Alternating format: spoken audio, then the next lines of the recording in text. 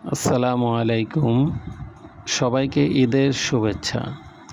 আজকের ভিডিওতে আমরা জানব টার্নিলা 100 সম্পর্কে। এই ওষুধটি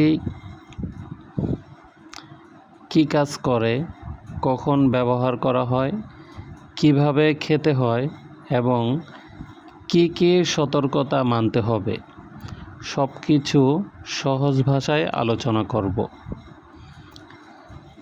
টার্নিলা কি? টার্নিলা 100 হচ্ছে অ্যাসিক্লোফেনাক গ্রুপের একটি ওষুধ। এটি মূলত ব্যথা ও শরীরের প্রদাহ কমানোর জন্য ব্যবহার করা হয়। এটি NSAID গ্রুপের ওষুধ, অর্থাৎ non steroidal anti inflammatory drug.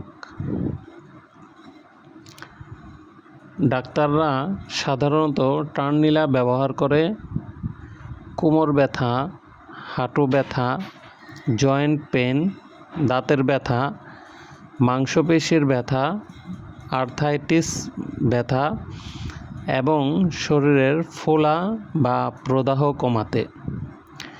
বিশেষ করে যাদের দীর্ঘদিন জয়েন্টে ব্যথা থাকে তাদের ক্ষেত্রে এই ওষুধ অনেক সময় দেওয়া হয়। টার্নিলা কিভাবে খেতে হয়? টার্নিলা সবসময় চিকিৎসকের পরামর্শ অনুযায়ী খেতে হবে। সাধারণত খাবারের পরে খেতে বলা হয়, কারণ খালি পেটে খেলে গ্যাস্ট্রিকের সমস্যা হতে পারে। নিজে নিজে দীর্ঘদিন এই ওষুধ খাওয়া ঠিক না। খাবারের পরে খাওয়া ভালো। এই ওষুধ খাওয়ার পরে কিছু পার্শ্ব প্রতিক্রিয়া দেখা দিতে পারে, যেমন গ্যাস্ট্রিক, পেট ব্যথা, বমি বমি ভাব, অ্যাসিডিটি, মাথা ঘোরা।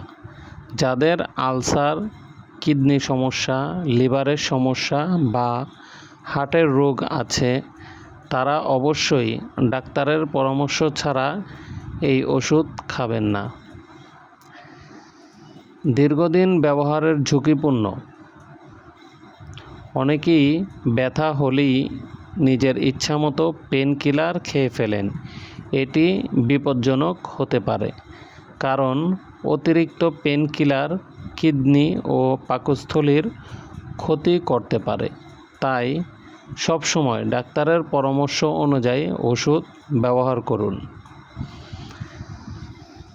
ভিডিওটি যদি ভালো লাগে তাহলে লাইক, কমেন্ট ও শেয়ার করুন।